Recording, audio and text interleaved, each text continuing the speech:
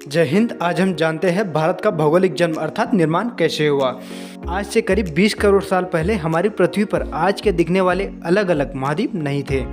उस समय सिर्फ एक कॉन्टिनेंट या महाखंड हुआ करता था जिसे पेंजियन नाम दिया गया।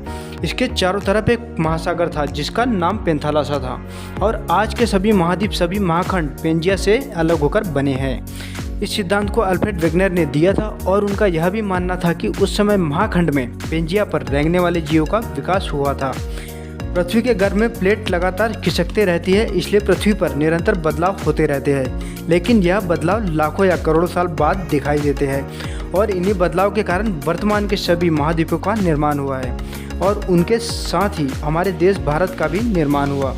अल्फ्रेड के सिद्धांत के अनुसार प्लेट के खिसकने से पेंजिया सुपर कॉन्टिनेंट के दो भाग हुए, जिसके उत्तरी हिस्से लॉरेंसिया और दक्षिणी हिस्से को गोंडवानालैंड कहा जाता है और इसके आपस में अलग होने के पश्चात इसके बीच में महासागर का पानी भर गया और एक खाड़ी का निर्माण हुआ जिसे वैज्ञानिकों ने टिथित सागर नाम दिया। पेंजिया में से अलग हुए उत्तरी महाद्वीप लॉरेंसिया में से आज के एशिया, यूरोप, उत्तरी अमेरिका जैसे महाद्वीप बने, जबकि दक्षिणी गोंडवानालैंड में से दक्षिणी अमेरिका, अफ्रीका, ऑस्ट्रेलिया और अंटार्कटिका जैसे महाद्वीपों का निर्माण हुआ।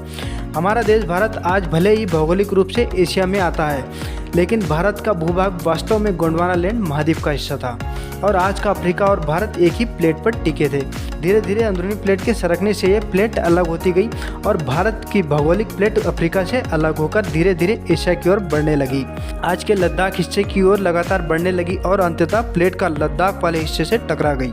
जब भी भूगर्भ की दो प्लेट आपस में टकराती है तो भारी प्लेट नीचे की ओर सरक जाती है और हल्की प्लेट ऊपर की ओर उठ जाती है और उस समय भी ऐसा ही हुआ और आज के हिमालय का निर्माण हुआ।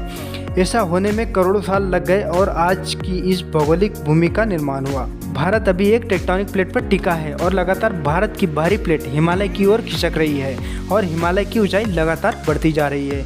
इसके साथ ही माउंट एवरेस्ट एवं अन्य सभी हिमालय पहाड़ों की ऊंचाई साल दर साल बढ़ती जा रही है।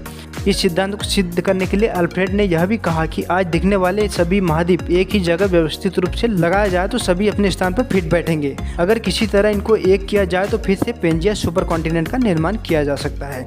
इसके अलावा अल्फ्रेड ने अलग अलग क्षेत्रों में जाकर महाखंडों की जैव सृष्टि का अवलोकन किया और प्राचीन जैव अवशेषों का अवलोकन किया, तो यह पता चला कि अलग अलग अवशेष अंत में एक समान ही थे। इसके अलावा अल्फ्रेड ने अपनी थ्योरी को सिद्ध करने के लिए कई उदाहरण दिए। इस प्लेट के टकराव से भूकंप और ज्वालामुखी का खतरा रहता है। भारत के हिमालय क्षेत्र में भूकंप के झटके महसूस किए जा सकते हैं।